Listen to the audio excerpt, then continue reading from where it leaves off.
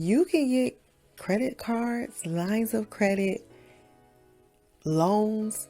You can get all of that with bad credit. Real talk. You can. A great credit score is great, right? It gives you options. It gives you more options in the mortgage game, right? It does.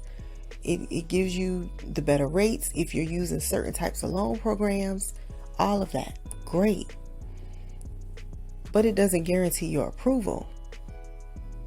It doesn't. Credit is an algorithm.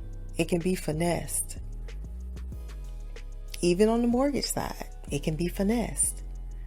So focusing your energy on trying to present this perfect image when many people are out here getting what they want, even with bad credit.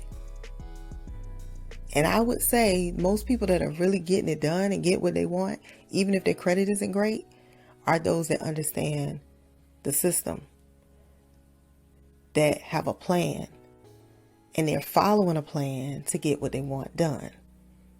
Because that's really the name of the game.